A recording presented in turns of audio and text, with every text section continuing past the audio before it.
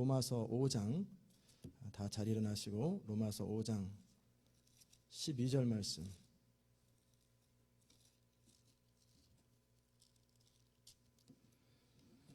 (12절에서) (21절까지) 말씀 제가 봉독해 읽겠습니다.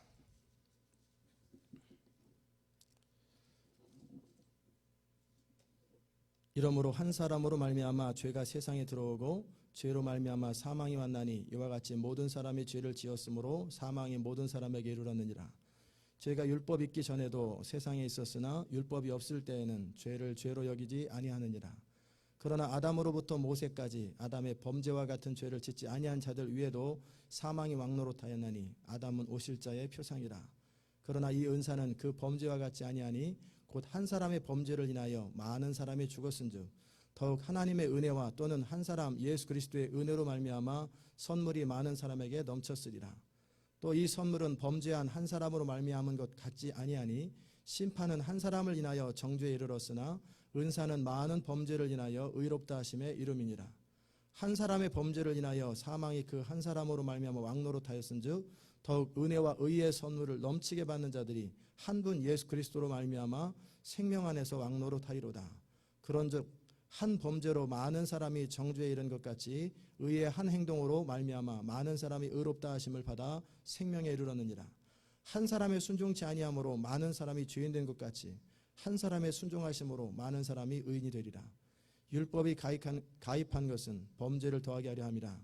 그러나 죄가 더한 것에 은혜가 더욱 넘쳤나니 이는 죄가 사망 안에서 왕노릇한 것 같이 은혜도 또한 의로 말미암아 왕노릇하여 우리 주 예수 그리스도로 말미암아 영생에 이르게 하려 함이니라. 아멘. 우리 앉으시겠습니다.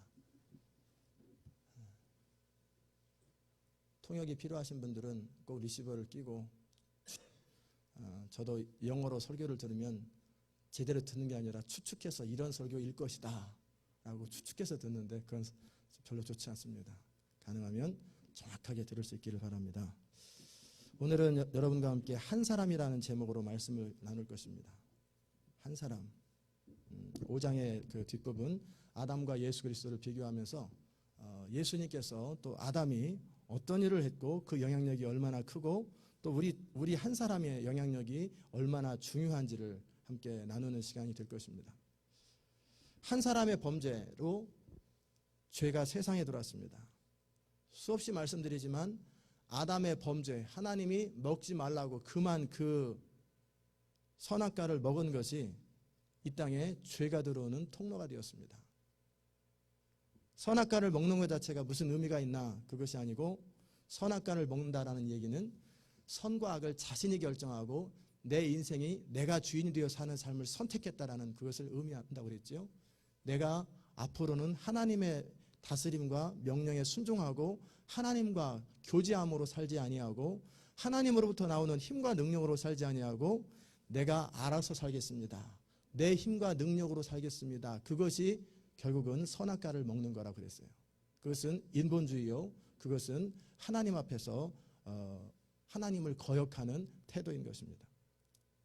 그때 이후로 그 사건으로 인해서 아담에게 주셨던 이 땅을 다스리는 권세를 놓쳐버렸습니다. 그래서 모든 사람들은 하나님과 풍성한 교제를 놓쳐버렸고 그리고 인류는 사망에 빠졌습니다. 그래서 인생이 비참한 거예요. 우리 인생의 모든 힘든 것은 그 아담, 우리 할아버지, 여러분의 할아버지인 아담의 그 범죄가 계속해서 흘러 지금까지 오기 때문에 인생의 비참함과 슬픔과 고통이 있는 것입니다. 그런데 왜 한 사람의 범죄가 모든 사람에게 미칠까? 그 사람이 잘못했으면 그 사람만 겪으면 되지 왜 우리 모든 사람이 그 일을 겪어야 될까? 그것은 아담이 인류의 대표이기 때문입니다. 그래서 하나님은 아담에게 알게 하셨을 것입니다. 너는 모든 인류의 대표다. 그러므로 네가 나와 언약을 맺으면 그리고 잘 순종하고 지키면 너뿐만 아니라 너의 후손이 대대로 복을 누리게 될 것이다. 아담은 알 것입니다. 그런데 아담은 그것이 얼만큼 중요한지를 알지 못하고 그 자신의 한 사람의 그 영향력이 얼마나 큰지도 모르고 그저 쉽게 무너져 버렸습니다. 아담은 하나님과의 언약을 깨트렸어요. 그 결과 모든 후손들이 고통을 당하는 것입니다. 우리가 인간적으로 볼 때도 아버지가 역할을 제대로 못하면 온 식구들이 고통을 당합니다. 그리고 우리가 제대로 리더가, 한 조직의 리더가 제대로 역할을 못하면 모든 사람들이 고통을 겪는 것과 마찬가지로 우리 모든 사람들은 아담의 허리에서, 아담으로부터 다 나온 사람입니다. 그래서 한 사람의 범죄로 모든 사람들이 대대로 그 고통을 겪게 되는 것이에요. 이것이 영향력입니다. 우리가 우리 자녀들에게 주는 영향력은 대단합니다. 우리 자녀들의 인생에 있어서 90% 이상의 영향력이 부모로부터 옵니다. 결국은 자녀들이 세상의 영향도 받고 친구의 영향도 받지만 그 모든 것에도 불구하고 책임의 90%는 부모한테 있어요. 그만큼 영향력이 절대적입니다. 그래서 하나님께서 부모와 자녀 관계를 허락하신 것을 어찌 보면 축복이고 어찌 보면 두렵고 떨리는 일이에요. 멋모르고 부모가 돼가지고 별 생각 없이 애들 키우다 보니까 애들이 그 사회와 하나님을 위해서 악한 일만 저지르는 것, 그게 다 부모 탓입니다. 그게 뭐 특별한 사람의 탓이 아니라 부모가 그렇게 키웠기 때문에 그러는 거예요. 사춘기 때 청소년들이 범죄했다, 뭐 나중에 뭐 잘못됐다, 어렸을 때부터 제대로 키운 사람들은 그렇게 안 됩니다. 어렸을 때부터 믿음 안에서 옳은 것을 정확하게 가르쳐준 사람들은 곁길로 안 나가요. 결국 모든 영향력이 부모로부터 온다는 거예요. 그래서 부모가 된다는 것은 어렵고 부담스러운 일이에요. 아담은 모든 인류에게 비극을 준 그런 범죄를 저지른 거예요. 모든 인간은 아담의 허리에서, 아담으로부터, 아담의 씨로부터 계속해서 내려온 거예요. 다윗에게 하셨던 축복도 똑같습니다. 그가 믿음으로 살았고 하나님을 경외하고 살았을 때 하나님은 약속하기를 너의 그 의로운 행동과 믿음으로 살아갔던 그 삶이 너의 후손들에게 복이 될 것이다. 그리고 다윗의 후손들이 계속해서 복을 누렸던 거예요. 그런데 다윗의 아들 솔로몬이 다윗처럼 그렇게 믿음으로 살았으면 좋겠지만 그러나 그렇게 살지 못하고 그러자 솔로몬의 그 후손들부터는 또 고통을 겪는 거예요. 그러나 다윗과 언약한 것이 있기 때문에 기본적으로는 아주 조금이라도 베이식으로는 계속 은혜가 흘러가고 축복이 흘러가지만 그 부모 당대 때마다 저질렀던 것들이 그 후손들에게 그대로 전달이 돼요. 제가 열왕기 강해를 하면서 역대기 열왕기 강해를 연구하면서 공통적으로 느끼는 것이 뭐냐면 부모와 또는 할아버지 할머니의 영향력이 자손들한테 얼마나 큰가예요. 나중에 여러분이 왜 어떤 사람은 타락하고 잘못된 왕이 되었고 어떤 사람은 괜찮은 왕이 되었는지를 연구해 보십시오. 히스기야라는 사람의 아들은 므낫세입니다. 므낫세의 아들은 아몬이고 아몬의 아들은 요시야예요. 그런데 히스기야는 선한 왕으로 기록되어 있어요. 그런데 므낫세는 그렇게 악합니다. 왜 그랬을까? 그 선한 왕에게서, 아버지에게서 왜 악한 왕이 태어나고 그랬을까? 므낫세라는 사람은 히스기야가 평생 하나님을 섬기며 살았을 때 태어난 것이 아니라 마지막 15년 남았을 때 타락했을 때 태어난 아이입니다. 하나님을 섬기고 하나님을 경외할 때 태어난 것이 아니라 하나님을 거스리고 거역할 그때 므낫세가 태어났고 히스기야의 말년에 어그러진 삶을 그대로 보고 그대로 므낫세가 자란 거예요. 그래서 므낫세가 악한 것이고 므낫세는 악한데 아몬도 악하고 그 다음에 요시야는 선합니다. 둘 다 악한데 어떻게 요시야가 선한 왕이 됐을까? 그것도 간단합니다. 제가 보니까 므낫세라는 사람이 55년 동안을 하나님을 괴롭혔습니다. 그런데 마지막 5년에 회개했어요. 그런데 아몬이라는 사람, 므낫세의 아들은 그 악할 때 태어난 왕이에요. 어렸을 시절을 악할 때 보냈어요. 그렇기 때문에 아몬은 악하고 대신에 아몬이 몇 년 통치 못하고 바로 죽고 요시야라는 사람이 왕이 됐을 때 요시야는 므낫세가 회개한 다음에 태어난 사람이에요. 즉 아버지한테 잘하지 아니하고 할아버지 므낫세가 내가 너무나 젊은 시절에 잘못 살았고 그러므로 내 손자라도 제대로 키워야 되겠다. 아마 그러지 않았나 싶어요. 그때 태어난 아이가 요시야예요. 그러자 요시야가 하나님 앞에 바로 서는 거예요. 부모의 영향력이란 그렇게 절대적입니다. 굉장히 중요해요. 내가 하나님 앞에 어떤 태도로 섰는가, 어떤 삶을 살았는가가 그대로 자손들한테 영향이 되는 거예요. 그러기에 우리 자식들이 왜 이 모양인가 핑계 절대 안 됩니다. 하나님 앞에 핑계대는 게 아니에요. 자식의 모든 책임의 90% 이상은 부모한테 있어요. 아버지 어머니한테 있어요. 그 누구도. 그러기에 아담의 범죄가 후손들한테 전달되는 것은 너무나 당연한 거예요. 하나님이 그렇게 인간을 만드셨고, 그래서 우리가, 저도 마찬가지고 여러분도 마찬가지고, 자식들이 여러분 닮으면 좋잖아요. 안 그래요? 안 닮는 게 좋습니까? 성격 말고 얼굴. 저는 어렸을 때 첫째 아들이 하나밖에 없지만 얘가 아무리 봐도 저를 닮은 데가 없으니까 얘가 누군가 그러다가 찾아봤어요. 나를 닮은 곳이 어딘가. 확실하게 나를 닮은 곳이 어딘가. 발가락을 딱 보니까 저랑 닮았어요. 그러니까 그때서부터 정이 가더라고요. 아, 얘가 내 아들이구나. 사람은 자기 닮은 사람을 좋아해요. 그런데 그렇게 나를 닮은 사람을 좋아함과 동시에 나에게 있는 모든 것들이 그대로 전달된다라는 거예요. 유전적으로 전달되고 학습으로 전달되고 모든 것이 전달돼요. 그러니까 부모라는 것이 얼마나 중요한지. 아담은 모든 인류의 조상입니다. 그의 몸 안에 모든 인류가 있었어요. 결국 모든 사람들은 다 아담의 후손이에요. 그리고 나중에 노아의 후손이에요. 모든 사람 다 그래요. 아담은 모든 것을 다 완벽하게 갖춘 상태에서 범죄했습니다. 그리고 모든 인류와 함께 죄를 지은 것이고, 그와 함께 아담과 함께 우리는 같이 범죄의 대가인 사망과 모든 인류에게 미치는 재앙을 같이 맞는 거예요. 13절에 오늘 읽었던 본문 가운데 율법이 있기 전에도 죄가 세상에 있었다라는 것은, 이스라엘 백성들은 일반적으로 무슨 생각하냐면 모세의 율법을 지키면 죄를 범한 것이고, 모세의 율법을 안 지키면 죄를 범한 것이고, 지키면 의롭다라고 생각을 하는데, 그러면 율법이 있기 이전 사람은 어떤 것이냐? 그들도 역시 죄가 세상에 있었다고, 죄의 다스림을 받았다라는 이야기를 바울이 하는 것입니다. 그리고 아담의 후손이기 때문에 그가 행함과 잘하고 잘못한 것과 상관없이 그의 피 중에 그의 본능적으로 죄의 본성이 자연스럽게 전달되는 거예요. 그리고 인간이 태어날 때는 선하게 태어난 게 아니에요.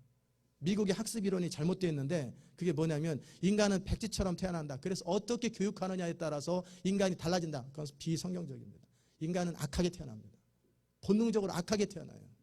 그래서 하나님의 말씀과 성령으로 돌이키지 않으면 인간은 선한 것 같아도 악하고 악한 것 같아도 악해요.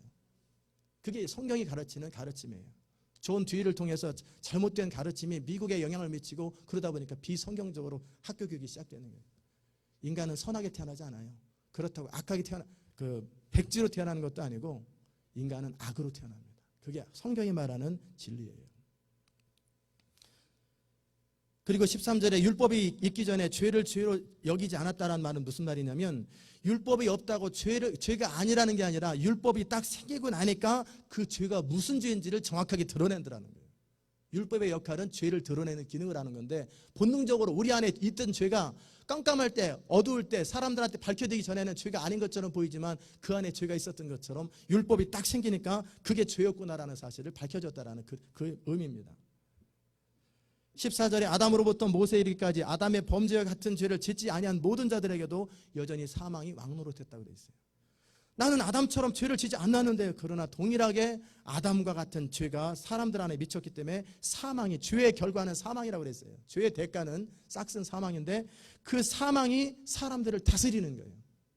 그러기에 허물과 죄로 죽었던 너희라고 하면서 그때는 불순종의 아들이라고 되어 있어요. 그러기에 모든 인류는 사망이 그 사람을 다스립니다.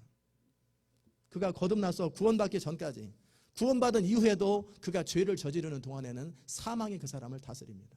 죄가 그 사람을 다스려요. 모든 사람이 죄에 빠졌었고 그 결과로 영적으로 죽었어요. 그래서 하나님의 음성을 못 듣는 거예요. 하나님의 음성을 듣지도 못하고 알지도 못하고 하나님과 교제가 단절되었고, 그러기에 죄의 지배를 받고 사망이 모든 인류에게 왕노릇하고 다스리는 거예요. 그걸 의식하는 사람도 있고 의식하지 못하는 사람이 있을 뿐인 거예요. 여기서 적용될 수 있는 교훈은 먼저 우리 상태에 대한 교훈이고, 두 번째는 우리가 어떻게 살아가는 것이 후손들에게 얼마나 영향을 미치는가가, 이것이 두 가지 교훈입니다. 아담의 후손이기 때문에 죄 가운데 태어났고 죄 가운데 살고, 그러기에 예수 그리스도를 믿기 전 모든 사람들은 그대로 살다가 죽으면 반드시 지옥 갑니다. 이 땅에서 비참하게 살다가 죽으면 지옥입니다. 이게 모든 인간의 운명이에요. 우리의 존재됨은 아담의 후손이기 때문에 죄인으로 태어나고 죄의 지배를 받고 본질상 철저하게 이기적이고 자기중심적인 거예요. 그리고 하나님의 뜻을 따르기를 싫어하고 항상 죄중심으로 움직여요. 그것이 인간의 본능이에요. 하나님 말씀대로 살아보려고 하는 것은 결단하고 각오하고 기도해야 되는데 죄 짓는 건 한순간이고 금방 자연스럽게 막 오르메리로 죄를 져버려요. 그게 인간 안에 흐르는 죄성이라는 거예요. 그러기에 여러분의 남편이, 여러분의 아내가, 여러분의 자식이 이기적이고 왜 저렇게 저 사람은 이기적인가, 자기중심적인가 원망하지 마시고 당연하다고 여기십시오. 인간이 원래 그래요. 여러분도 그렇습니다. 본능적으로 이기적이고 자기중심적이에요. 특별한 사람이 없어요. 그러기에 원망하거나 이상하게 쳐다보지 마시고 인간이 다 그렇다라고 생각하면 딱 맞습니다. 비록 겉으로 표현되지 아니하고 근사하게 보이지만 본질상으로, 그러니까 우리가 신문지상에서 정말 교수든지 사회적으로 저명인사들이 저지르는 태도는 더 악하잖아요. 겉으로 근사하게 표현할 뿐이에요. 그리고 미국에 살면서 너도 나도 서로 피해주지 아니하고 서로 적당히 거리 두고 살자. 그래서 서로 터치하지 말고 서로 기본적인 매너를 지키고 살자. 그러지만 기본적으로 그 안에는 이기적인, 서로 피해를 보고 싶지 않은 이기적이 있고 그 사람에게 영향을 미쳐서라도 그 사람을 바꿔야 되는데 서로 터치하고 싶지 않은 악함이 있는 거예요. 그게 이기심이에요. 그러기에 사람을 보고 실망하는 일이 있을 수 있으나 그것을 당연하게 여기는 게 필요합니다. 그래서 은혜가 필요하고 그래서 복음이 필요하구나. 그거예요. 마치 개를 보고 개라고 여기고 고양이를 보고 고양이라고 여기는 것처럼 인간을 바라보고 근사한 옷을 입고 근사하게 포장했다고 멋있고 매너를 갖췄다고 그 사람이 근사한 인간이 아니에요.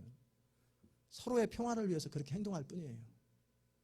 그 마음, 그 중심에는 악함이 있어요. 만물보다 더럽고 악한 것이 사람의 마음이라고 성경은 분명히 기록했어요. 악하다라는 거예요. 저도 악하고 여러분도 악하고 다 악해요.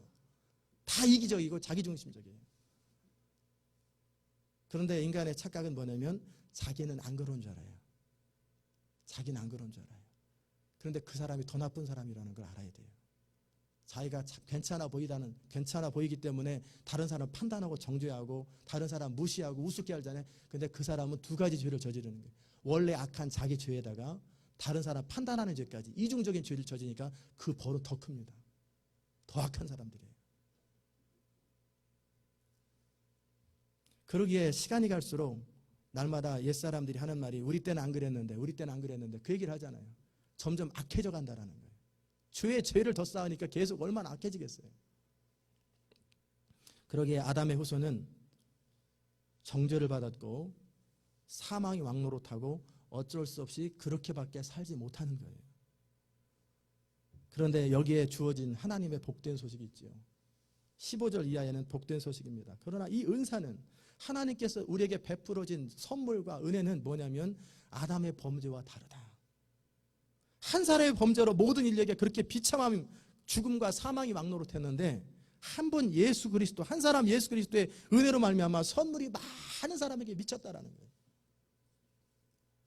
심판이 한 사람 아담의 범죄함으로 모든 인류에게 임했다면 예수님으로 말미암아 그 예수 그리스도로 말미암아 많은 범죄가 있음에도 불구하고 의롭다 하심을 얻게 하는 은혜를 누렸다라는 거예요. 그 말은 뭐냐면 우리가 아직 죄인 되었을 때, 내가 바르게 살았더니 그렇게 되더라가 아니라 여전히 죄 가운데 있을 때, 여전히 연약해서 무너지고 있을 그때, 그리고 여전히 하나님의 원수가 되어 있을 그때에 하나님은 예수 그리스도를 죽게 하신 거예요. 예수 믿을 상태 좀 더 근사하기 때문에 그런 것이 아니에요. 예수 믿고 나서 좀 더 근사하기 때문에 우리가 구원받은 게 아니에요. 똑같아요. 믿기 전이나 믿고 나서나 악한 것은 동일해요. 100층 꼭대기에서 밑에 있는 차들을 볼 때 좀 더 그 큰 차, 작은 차 있어 보이지만 똑같아요.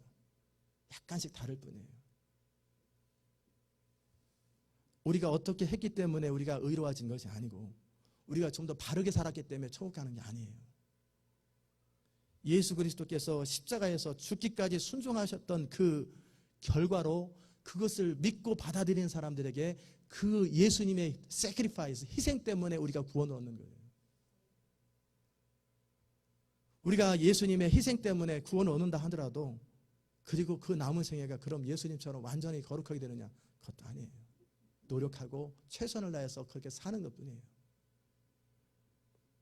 아무 행동도 하지 않았는데 아담은 후손이기 때문에 인간이 죄인으로 태어남과 마찬가지로 아무런 행동도 하지 않았는데 예수님이 온전히 순종하시고 죽어주심으로 말미암아 그 공로로 우리가 의롭게 되는데, 의롭다라는 표현은 뭐냐면 둘 다 나쁜 짓을 했어요. 근데 한 사람은 감옥에 보내고 너는 그냥 사면, 너는 그냥 용서해준다. 그런 거랑 똑같은 거예요. 저지른 죄는 똑같아요. 근데 한 사람은 내가 잘못했음을 고백하고 용서를 구할 때 그 사람은 용서받는 거예요. 그가 뭐 돌이켜 어떤 용서받기 위한 어떤 행동을 한 거 하나도 없어요. 똑같은 죄 지른 사람 가운데 뭐 지옥 가는 사람이 우리보다 더 악해서 지옥 가는 게 아니고, 실로암 망대가 911 때 그 빌딩이 무너져서 죽은 사람들이 우리보다 더 악한 사람도 아니에요. 똑같아요. 한 사람은 지옥 가고 한 사람은 구원받아 하나님 나라에 가는 거예요. 근데 이 구원받은 사람이 뭐 특별한 일을 했느냐? 없어요. 한 게 없어요. 예수님이 죽어주셨던 것을 받아들였던 그거밖에 없는 거예요. 그래서 그걸 은혜라고 하는 거예요. 여러분과 제가 은혜 받아서 하나님의 자녀가 되는 데는 아무런 내세울 게 하나도 없어요. 자랑할 게 하나도 없어요. 그런데 뻐기고 잘난 척하고 자랑하는 것이 얼마나 어리석은 일이에요. 그냥 하나님이 참아주시는 것뿐이에요.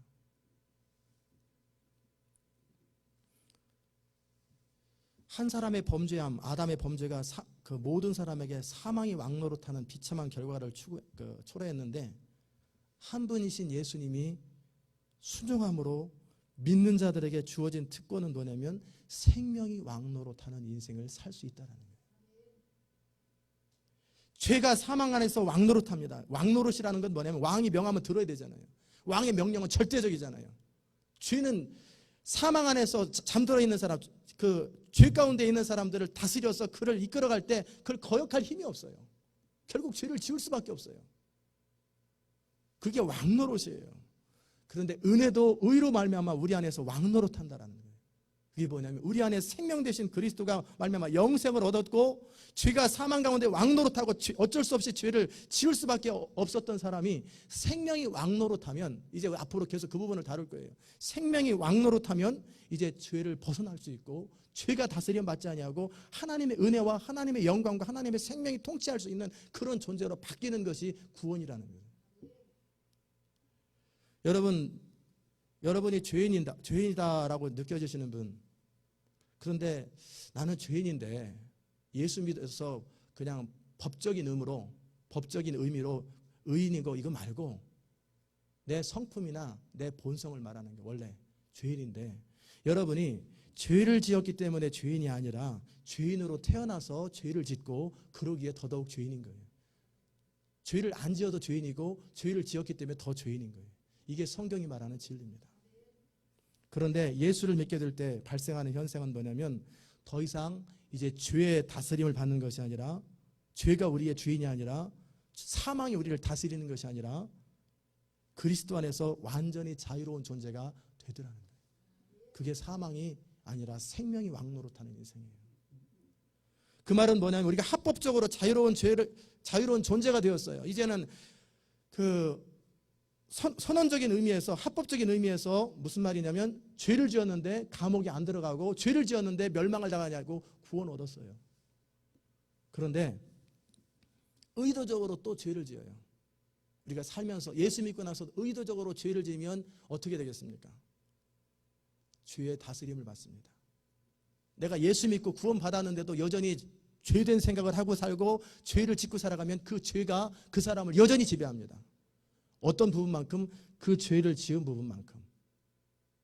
그 사람의 지옥 간다라는 개념은 아니에요. 구원받은 사람이 죄를 지을 때는 죄를 지은 영역만큼 죄가 그 사람을 여전히 또 지배합니다. 그래서 죄가 너희로 틈타지 못하도록 하라는 거예요.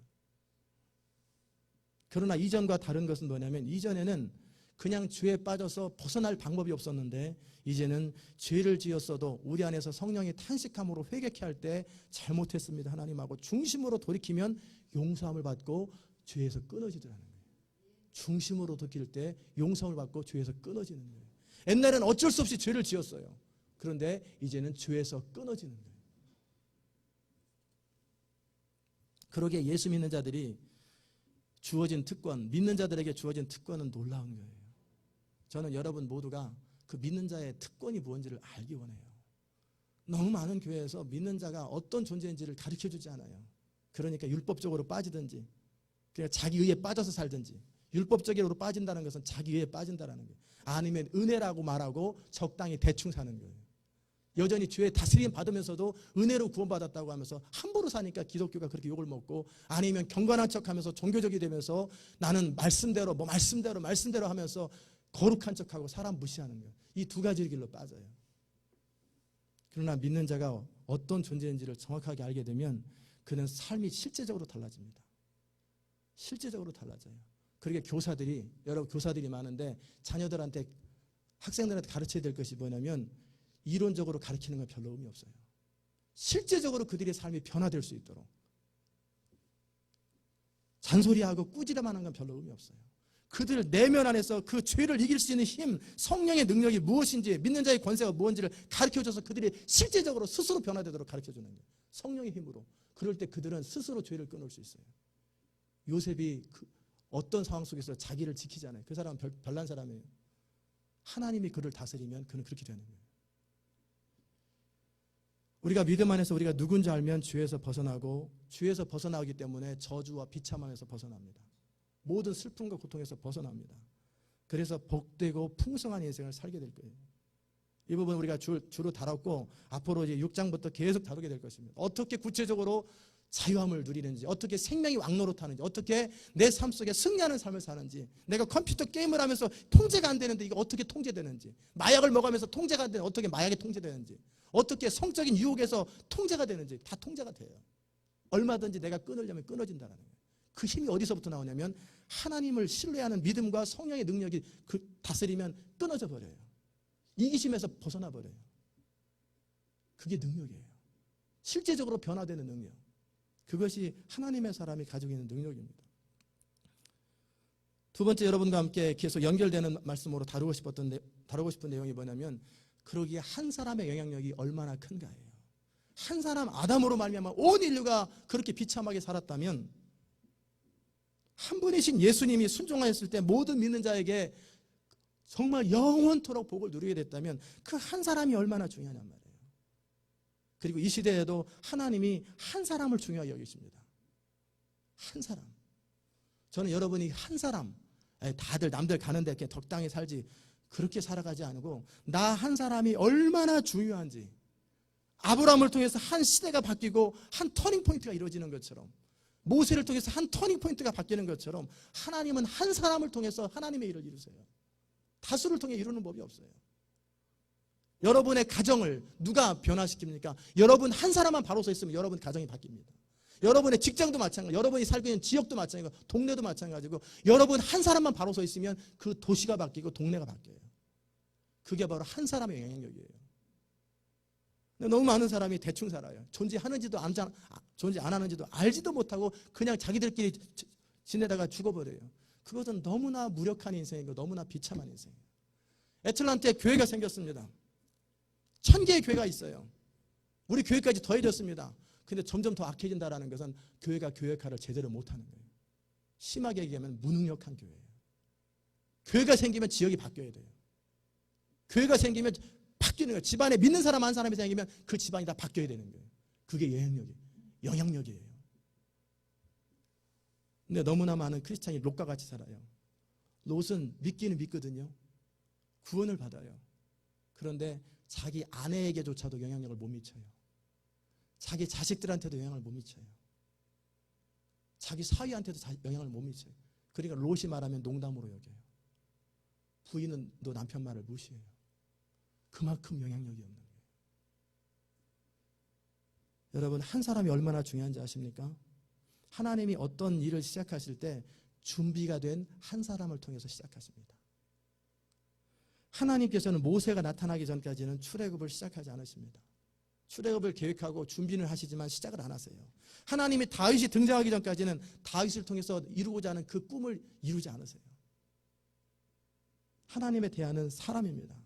그 사람은 하나님의 마음에 합한 사람이요, 하나님께 준비된 사람이어야 되는 거예요. 동시에 하나님은 그 한 사람을 준비하고 준비되기를 기다리는 거예요. 하나님은 여러분을 바라보면서도 소원을 가지고 계시고 안타까움을 가지고 계세요. 그런데 우리는 착각하기를 하나님의 뜻이면 어떻게 될 거다, 절대 그러지 않아요. 하나님이 여러분을 부르십니다. 이 시간도 성령으로 여러분의 마음을 터치하는 거예요. 여러분이 성령의 부르시는 음성을 리스판스를 해야 돼요. 하나님이 말씀하시고 여러분을 부르실 때 우리도 리액션을 하고 반응을 하는 거예요. 그때 하나님과 우리와의 상호 관계를 통해서 계속 변화가 되고 이렇게 준비된 사람을 통해서 하나님은 하나님의 때가 될 때 일하시는 거예요. 그게 한 사람이에요. 그냥 너무나 많은 사람들이 대충 살아요. 제자훈련을 해도 대충 제자훈련을 해요. 제자훈련 해서 뭐예요? 그래가지고 진짜 변화돼야 되잖아요. 정말 삶이 바뀌어야 되잖아요. 그렇게 모든 방법을 가르치고 모든 것들을 얘기해줘도 여전히 그대로 산다라는 것은 의미 없어요. 그러나 정말 제가 가르쳐봐도 변화되기 원하는 사람은 변화돼요. 바뀌기 원하는 사람은 정말 바뀌어요. 지식을 추구하는 사람은 아는 것만이고 점점 교만해져요. 정말 변화되기 원하는 사람은 바뀌어요. 여러분 안에 그럴 소원이 있느냐 말이에요. 성령님께서 여러분을 이 시간 터치할 때 정말 말씀하실 때 그 말씀에 반응할 준비가 되어 있느냐. 그러면 그 한 사람을 하나님이 사용하시는 거예요. 하나님은 아브라함이 사람 되기까지 기다려요. 사람은 뭐냐면 제대로 된 사람이. 하나님은 모세가 하나님의 일을 할 수 있는 사람이 될 때까지 40년을 기다리십니다. 우리가 하나님께 쓰임받는다고 해서 꼭 그 시대에 모세나 다윗처럼 될 필요는 없어요. 우리 삶의 자리 가운데 우리 시대 속에서 하나님 임하실 때 우리 안에서 우리를 통해서 하기 원하시는 하나님의 그 일들을 이루어나가면 되는 거예요. 모세나 다윗처럼 역사적인 위대한 인물로 우리가 사용되지 않는다 할지라도 이 시대 가운데 우리 각 사람을 향한 하나님의 부르심대로 살아갈 때 적어도 우리가 살고 있는 지역과 우리가 만나는 사람들은 바뀌는 거예요. 저는 그것이 진짜 영향력이라고, 그게 진짜 믿는 거라고 생각해요. 여러분을 만난 사람이 안 바뀌어요. 여러분을 만난 사람이 시간이 좀 걸리죠. 바뀌는데 예수님을 만난 사람들이 적어도 3년 이상이 걸렸잖아요. 최소한 시간은 좀 걸려도 여러분을 만나면 사람들이 다 바뀌어야 돼요. 그게 영향력이에요. 그게 정상인 거예요. 모세나 다윗처럼 역사적인 인물은 아니라 할지라도 우리는 하나님 나라를 이루는 협력자로서 각자의 부르심을 따라 살아가는 거예요. 중요한 것은 어떤 한 사람이 하나님께 드려지고 준비가 되면 하나님은 그 사람을 통해서 일하시더라는 거예요. 그리고 그 사람이 생각하는 것보다 더 크고 더 놀랍고 더 능력 있게 일하시더라는 거예요. 제가 사람들을 얼마나 많이 만나겠어요. 얼마나 많은 사람을 대해봤겠어요. 그러나 정말 하나님 마음에 합할 것 같고 적어도 목사인 제 마음에 합할 것 같은 사람을 찾아보기는 눈을 씻고 찾아봐도 별로 없어요. 거의 없어요. 정말 없어요. 홍수가 나서 물은 그렇게 많은데 먹을 물이 없는 것처럼 사람들, 교회 다니는 사람은 그렇게 많은데 말 잘하는 사람도 그렇게 많은데 진짜 하나님의 사람을 찾아보려면 너무너무 없어요. 너무너무 없어요. 그게 제 마음의 탄식입니다. 목회자들 가운데도 별로 없어요. 제 동기들이 300명이에요. 저도 마찬가지고. 저도 속상한 거예요. 야, 네가 무슨 하나님의 일을 하겠냐. 정말 하나님 마음에 합한 것이 기준이 뭔 줄 아는데 날마다 타협하고 넘어지고 연약함을 핑계대고 별의별 행동을 하면서 적당히 대충 사는 것을 그게 정상인 줄 알아요. 정말 바로 살아야 되는데 그 한 사람이 얼마나 중요한데 아담의 한 사람 때문에 모든 인류가 망한 것처럼 여러분 한 사람이 바로 서 있으면 여러분 자손들과 여러분을 통해 여러분이 만나는 모든 사람들에게 엄청난 영향력을 미치는 그런 인생이 되는데 링컨 한 사람이 존재하니까 어떻게 됐어요? 미국이 바뀌잖아요. 그만큼 중요한 거예요. 윌리엄 캐리가 등장하자 한 나라가 바뀌잖아요. 허드슨 테일러가 등장하자 중국의 문이 열려버리잖아요. 10만 명의 헌신된 사람이 생기잖아요. 데이빗 리빙스턴이 하나님 앞에 드려지자 아프리카가 바뀌어버리잖아요. 이반 로버츠라는 사람이 준비되니까 웨일즈 지방에 부흥이 시작되잖아요. D.L. 모디가 준비되니까 미국의 부흥운동이 시작되잖아요. 언더우드 아펜젤러를 통해서 한국 땅에 복음이 들어와서 복음이 한국을 바꾸기 시작하잖아요. 그 한 사람이 그렇게 중요한 거예요. 여러분이 그 한 사람이 되고 싶은 마음이 없어요? 우리가 후원하는 박광석 선교사님 그 한 사람을 통해서 그 지역에 선교사도 하나도 없고 복음도 하나도 없는 곳에 가서 그 지역이 바뀌어가고 있잖아요. 그게 한 사람의 영향력이에요. 여러분이 존재하나 안 존재하나 별 차이 없다면 그것은 사는 게 아니에요. 우리 한 사람의 존재함으로 하나님 나라의 보탬이 되고 하나님 나라의 대안이 되어야 돼요. 그게 한 사람이에요. 그 한 사람이 되는 방법이 뭡니까? 아담의 실패와 예수 그리스도의 성공을 통해서 우리는 그 비밀을 아는 거예요. 아담은 하나님의 명령에 불순종했습니다. 여러 가지 이유가 있습니다. 무덤에 가면 처녀가 애를 낳아도 다 이유가 있어요. 다 이유가 있어요. 다 뭐 어떤 변명할 거리가 다 있어요. 어쩔 수 없었다든 여러 가지 이유들이 있어요. 아담도 얼마든지 변명할 수 있습니다. 그래서 하와가 그랬다고 그랬고 하와는 뱀이 그랬다고 변명할 수 있어요. 그럼에도 불구하고 저지른 건 저지른 거예요. 그럼에도 불구하고 죄는 죄인 거예요. 친구가 유혹해서 술 마시다 보니까 교회를 못 나왔습니다. 내가 정말 이렇게 해서 저렇게 했습니다. 핑계는 얼마든지 될 수 있어요. 그럼에도 불구하고 저지른 건 저지른 거예요. 누가 저질래? 본인이 저지른 거예요. 그럼에도 불구하고 유혹이 안 되는 사람이 있고 그럼에도 불구하고 유혹이 되는 사람이 있는 거예요. 그러니까 핑계를 대지 마세요. 환경 탓을 하지 말고 사람 탓을 하지 말고 하나님 앞에서 내 자신이 어떻게 살 것인가를 서는 거예요. 그것이 책임 있는 자의 태도예요. 동의하십니까? 믿으십니까? 그렇게 사세요. 그 한 사람을 하나님이 기다리는 거예요. 한 사람이 되는 비결은 뭐냐면 순종이에요. 순종이에요. 하나님이 원하시는 것을 위하여 하나님의 뜻을 위하여 필요하다면 모든 것을 하는 거예요. 근데 너무 많은 사람이 하나님을 입술로 사랑해요. 입술로만 사랑해요. 그러니까 오죽하면 하나님이 이사야를 통해서 내 백성이 입술로는 I love you, my love 입술로만 사랑한다. 너는 말로만 사랑하냐? 그 중심은 내게서 멀다라는 거예요. 왜 순종하지 않아요? 사랑한다고 하면서 기분과 감정에 따라 움직이고 또 기분 틀리면 수 틀리면 언제든지 그만둬버리고 하나님의 뜻도 아니고 자신의 생각이 맞지 않으면 언제든지 돌아서 버려요. 그런데 하나님을 사랑한다고요. 하나님을 사랑하는 건 그런 거 아니에요. 그래도 그렇잖아요. 그래서 그 사람 한 사람이 못 되는 거예요. 하나님의 일을 할 때는 그렇게 하는 게 아니에요. 하나님의 사람이 되려면 어떠한 일이 있어도 기분과 감정대로 결정하지 않는 거예요. 기분이 나쁠 수 있고 감정이 상할 수 있어요. 그러나 하나님의 뜻을 거스르고 하나님의 비전과 꿈을 포기할 이유는 없는 거예요. 그런데 우리가 이 교회를 돌아보면서 얼마나 많은 사람이 그랬습니까? 여러분은 어땠습니까? 내 기분이, 내 감정이 뭐가 중요해요? 짓밟히면 어때요? 하나님의 뜻과 하나님의 나라를 위해서라면 얼마든지 기쁨으로 감당하는 거죠. 그게 하나님의 사람이에요. 여러분이 정말 쓰임받기 원한다면 기분과 감정에 따라 움직이는 사람 되지 마세요. 상처 들었다, 시험 들었다, 교회를 떠나고 비전을 놓는 사람은 하나님이 기뻐하는 사람 안 돼요. 그런 사람 하나님이 기뻐하지 않아요. 그리고 자신의 뜻에 안 맞는다고 하나님의 뜻을 거절하지 말기 바랍니다.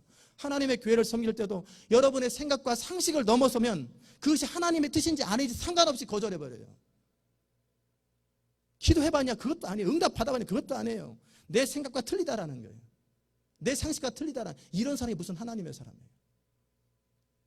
이 교회를 향한 하나님의 뜻인지 여러분을 향하신 하나님의 뜻인지를 물어보는 거예요. 그래서 응답받았으면 여러분 마음속에 평강과 기쁨과 확신이 있어요. 어떠한 결정을 하더라도 여러분 안에 확신이 있고 평강이 있고 기쁨이 있어요.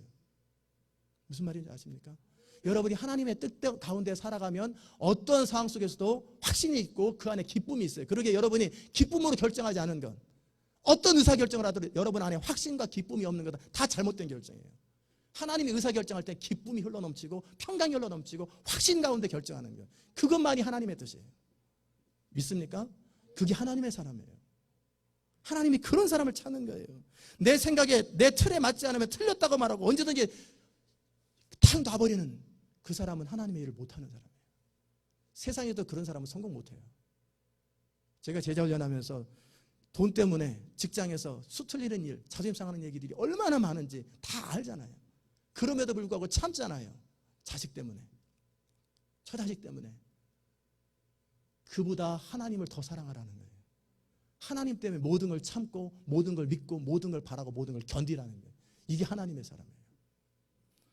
그런 사람들이 하나님의 뜻을 이루는 거예요. 그런 사람은 정말 하나님의 영광을 위해서 살아가요. 하나님의 사람이 되려거든 하나님의 뜻이라는 확신과 분명한 응답이 없으면 안 움직이는 거예요.